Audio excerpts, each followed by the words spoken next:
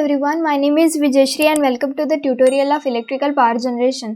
Previous tutorial में हमने क्या देखा था? कंडेंसर. ठीक है, तो ये है हमारी सरफेस कंडेंसर की डायग्राम. हमने क्या देखा था प्रीवियस ट्यूटोरियल में? इसका वर्किंग, कि ये कैसे काम करता है. ठीक है, आज हम देखने वाले हैं इसका फंक्शन. इसका फंक्शन क्या है ये हम देखने वाले हैं. ठीक है, सरफेस कंडेंसर का. तो पहले हम शॉर्ट में एक रिव्यू कर लेते हैं कि प्रीवियस ट्यूटोरियल में हमने क्या देखा था. ठीक है, तो ये हमारी एक वेसल है जो कि बनी है कास्ट आयरन से, जो एक एयर टाइट सिलेंड्रिकल वेसल है. ठीक है, हम क्या करते हैं, एक पंप के मदद से एयर को जो है रिमूव कर देते हैं और वैक्यूम क्रिएट करते हैं. ठीक है, पंप की मदद से हम वैक्यूम क्रिएट करते हैं ताकि हमारी जो प्रोसेस है उसमें कोई बाधा ना आए. ठीक है, यह है हमारी वाटर का इनलेट. यहाँ से वाटर इन होता है, दिस इज आवर आउटलेट. ठीक है, तो यहाँ से हमारा जो कोल्ड वाटर है इस ब्रास ट्यूब से, ये हमारी ब्रास ट्यूब्स है ये, तो यहाँ से हमारा कोल्ड वाटर इन होता है और यहाँ से आउट होता है. ठीक है, दिस इज आवर प्लेट्स. ठीक है, और ये है हमारी बैफल प्लेट. यहाँ पे क्या होता है, हमारा जो कोल्ड वाटर है यहाँ से पास होता है. ठीक है, और हमारी जो एग्जॉस्ट स्टीम है वो यहाँ से हम भेजते हैं नीचे की तरफ. तो क्या होता है, ये जो एग्जॉस्ट स्टीम है हमारी, ये कोल्ड वाटर के कांटेक्ट में आने के बाद कोल्ड वाटर की वजह से ये जो पाइप्स है ये भी कोल्ड हो जाएंगे. कोल्ड वाटर इनमें से फ्लो हो रहा है. तो ठीक है, तो क्या होता है कि जब हमारी स्टीम जो होती है वो कोल्ड वाटर के कांटेक्ट में आती है ना, तब ये स्टीम, इसका टेम्परेचर जो है इस स्टीम का वो कम हो जाता है और ये क्या होती है, हॉट वाटर में कन्वर्ट हो जाती है. तो this hot water is known as condensate. Okay, तो ये जो कंडेंसेट है हमारा, हम क्या करते हैं, एक्सट्रैक्शन पंप में भेजते हैं. जो एक्सट्रैक्शन पंप इस हॉट वाटर को बॉयलर को फीड करवाएगा. ठीक है, which will feed our water to the boiler. ठीक है, तो बॉयलर में हमारा कंडेंसेट फिर से वापस जाएगा. तो ये काम है हमारे सरफेस कंडेंसर का. Okay, so this is how our condenser work. अब हम देखेंगे कि हमारे कंडेंसर का फंक्शन क्या होता है. Okay, so this is the heading, function of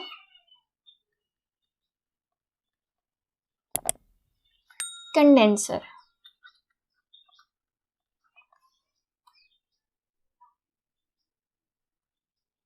तो यह है हमारा कंडेंसर का function. It improves the efficiency of plant by decreasing exhaust pressure of steam below atmospheric temperature. तो ये क्या करता है, सबसे पहला इसका फंक्शन है इफिशिएंसी बढ़ाता है. ठीक है, ये जो हमारी प्लांट की इफिशिएंसी है इसको बढ़ाने का काम करता है हमारा कंडेंसर.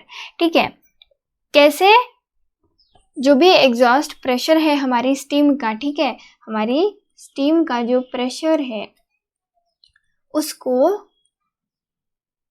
कम करने का काम करता है हमारा condenser below the atmospheric temperature.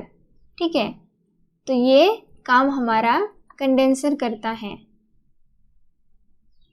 Steam का प्रेशर कम करने का काम करता है. ठीक है, तो इससे क्या होता है, हमारी ओवरऑल प्लांट की एफिशिएंसी बढ़ जाती है.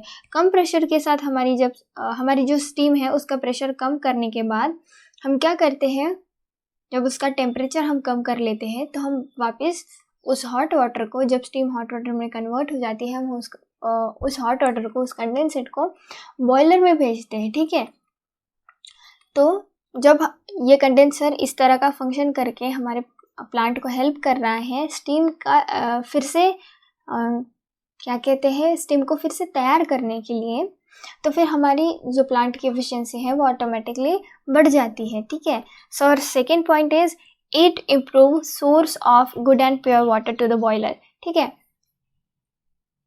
तो ये क्या करता है, प्रोवाइड कराता है प्योर एंड गुड वाटर. ठीक है, टू दी बॉयलर.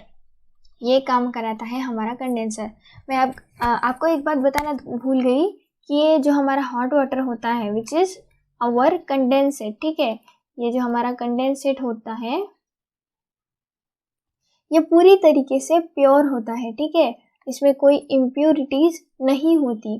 तो जब हम कोई इम्प्योरिटीज़ वाली चीज़ें यूज़ करते हैं हमारे पावर प्लांट को रन करवाने के लिए, तो वो ऑब्वियसली हमारे पावर प्लांट को डैमेज कर देगा ये इम्प्योरिटीज़, तो हमारा जो कंडेंसेट है वो प्योर फॉर्म में होता है, तो इसकी वजह से हमारे बॉयलर को या फिर प्लांट को कोई नुकसान नहीं होता। ओके, तो ये क्या करता है, इसका दूसरा फंक्शन क्या है, प्रोवाइड कराता है प्योर एंड गुड क्वालिटी का वाटर टू द बॉयलर। ठीक है, this is the second function of the condenser. ठीक है, तीसरा फंक्शन कौन सा है, air and non condensable gases also removed from the steam when it pass through condenser। Okay, ये क्या होता है, जो एयर होती है, एयर एंड नॉन कंडेंसेबल जो गैसेस होती है ना, एयर और नॉन कंडेंसेबल गैसेस, ठीक है, तो ये रिमूव की जाती है, ये रिमूव की जाती है, ठीक है, हमारे स्टीम में से भी। ओके, हमारे स्टीम में से रिमूव की जाती है। ओके, जब ये कंडेंसर में से पास होती है, तो this is the third function of our condenser. ठीक है, ये कंडेंसर का थर्ड फंक्शन है, क्या, एयर एंड नॉन कंडेंसेबल जो गैसेस है उनको रिमूव करने का काम हमारा कंडेंसर करता है। Okay, then next point is it reduces the overall cost of generation by increasing thermal efficiency of plant. तो क्या होता है कि हमारे जो प्लांट की थर्मल इफिशिएंसी है, ठीक है, वो क्या होती है, बढ़ जाती है। तो इसकी वजह से जो भी हमारे ओवरऑल कॉस्ट है, जो ओवरऑल कॉस्ट लगने वाली है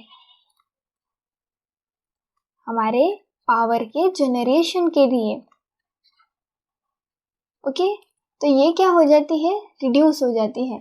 अब इफिशिएंसी बढ़ रही है, मतलब कम इनपुट में ज़्यादा आउटपुट, क्वालिटी आउटपुट हमें मिल रहा है, इसका मतलब इफिशिएंसी बढ़ रही है। ठीक है, तो इनपुट के मुकाबले ये जो हमारा आउटपुट है वो प्रॉपर मिल रहा है हमें, तो इसकी वजह से पावर जनरेट करने के लिए हमें जो ओवरऑल कॉस्ट लगेगी वो क्या लगेगी, कम लगेगी। ठीक है, पावर जनरेशन कम नहीं होगा, पर इसकी जो लगने वाली कॉस्ट है वो कम होगी। ठीक है, so this is the fourth function of our condenser. Okay, उसके बाद हम देखेंगे एडवांटेजेस ऑफ द कंडेंसर। ठीक है, हमने क्या देखा, सरफेस कंडेंसर देखा, अब हम देखेंगे इसके एडवांटेजेस। Advantages of condenser.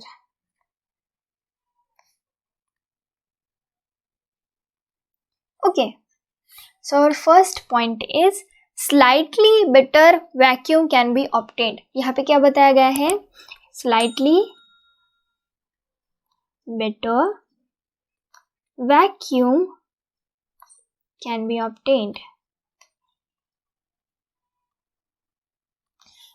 तो क्या होता है कि एक अच्छा एक वैक्यूम जो होता है, जो पूरी तरीके से वैक्यूम कर दे, ऐसे पंप की मदद से हम हमारे वेसल को वैक्यूम कर देते हैं, इसमें से कोई एयर वगैरह होगी तो वो हम रिमूव कर देते हैं। ठीक है, तो इसी की वजह से एक अच्छा क्वालिटी का एक अच्छा वैक्यूम, मतलब जो भी इम्प्योरिटीज़ है एयर की वो सारी रिमूव करके एक अच्छा वैक्यूम तैयार करने का काम करता है। ठीक है, so this is the advantage of condenser. इसकी वजह से जो वैक्यूम क्रिएट होने वाला है वो अच्छा क्रिएट होता है। Then second is condensate can be reuse for boiler feed water. तो ये जो हमारा कंडेंसेट होता है विच इज और हॉट वाटर, ठीक है, जो कि किससे कन्वर्ट किया गया है, स्टीम को कन्वर्ट किया जाता है हॉट वाटर में। Okay, by passing the cold water from the pipe. तो ये जो कंडेंसर है हमारा वो रीयूज्ड किया जाता है। ठीक है, can be reused for boiler feed water. ठीक है, तो ये बॉयलर फीड वाटर के लिए भी यूज किया जाता है। Okay, the next point is it require low pumping water। okay, it requires low pumping water। तो पंपिंग के लिए जितनी वाटर की ज़रूरत होती है, ठीक है, वो क्या करता है, उसकी ज़रूरत कम पड़ती है। ठीक है, कम पानी की ज़रूरत में ही हमारा काम हो जाता है, तो पंप करने के लिए जो वाटर लगेगा वो कम लगेगा। Next is less chances of losing vacuum, यहाँ पे जो चांसेस होते हैं, ठीक है, of losing vacuum are less, ठीक है। तो जो चांसेस होते हैं हमारे वैक्यूम को लूज करने के लिए, वैक्यूम को लूज करने के जो चांसेस होते हैं वो कम होते हैं, ठीक है। और नेक्स्ट पॉइंट इज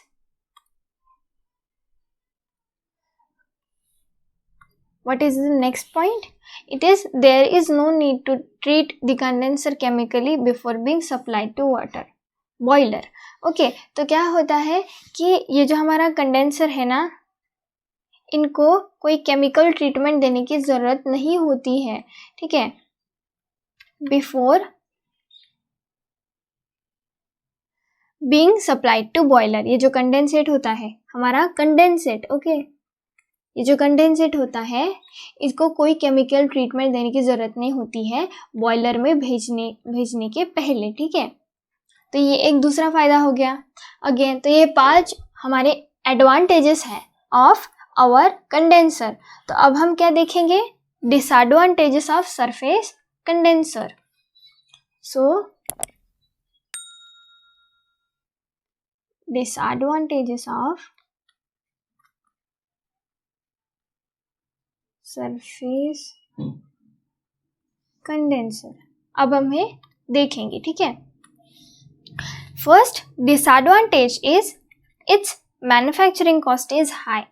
तो इस सरफेस कंडेंसर की जो मैन्युफैक्चरिंग की कॉस्ट होती है वो ज़्यादा होती है, ठीक है। तो क्योंकि इसमें ब्रास ट्यूब्स वगैरह, प्लेट्स वगैरह लगे हुए हैं, वेसल लगी हुई है कास्ट आयरन की, तो इसीलिए इसके मैन्युफैक्चरिंग के लिए जो हमें कॉस्ट लगने वाली है वो ज़्यादा लगेगी, ओके।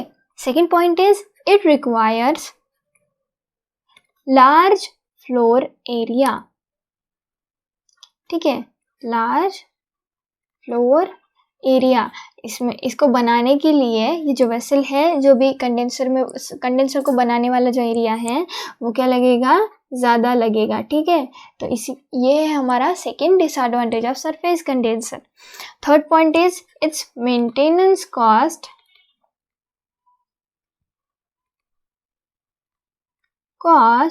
Is high. तो इसकी जो मेंटेनेंस कॉस्ट होती है वो हाई होती है, ठीक है। मेंटेन करने के लिए जो इसको डेली के या फिर मंथली मेंटेनेंस करना पड़ता है, उसकी जो कॉस्ट होती है वो ज़्यादा लगती है कंडेंसर के लिए।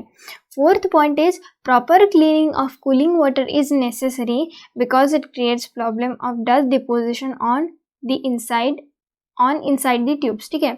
तो क्लीनिंग इज नेसेसरी, ठीक है। क्लीनिंग क्या होती है? नेसेसरी होती है। यह है हमारा डिसएडवांटेज। क्यों हमें बार बार क्लीन करना पड़ता है? क्यों? यहाँ पे डस्ट के डिपोजिशन की चांसेस ज़्यादा होती है। डस्ट ज़्यादा डिपोट हो जाने की वजह से जो कूलिंग टावर होता है हमारा, उसको प्रॉपर क्लीन करवाना बहुत ज़रूरी होता है, ठीक है। तो यह है हमारा fourth disadvantage of surface condenser. तो आज हमने क्या देखा? हमने देखा कि हमने ओवरऑल पहले देख लिया कि वर्किंग क्या है हमारे कंडेंसर का, देन उसके बाद हमने देखा function of the condenser, and then we have studied about the advantages and disadvantages of the condenser, ठीक है। So this is done for today. Next tutorial में हम देखने वाले हैं जेट कंडेंसर, ठीक है। हमने अभी क्या देखा? Surface condenser. तो जेट कंडेंसर के बारे में हम कल पढ़ेंगे, ठीक है। सो मिलते हैं हम नेक्स्ट ट्यूटोरियल में।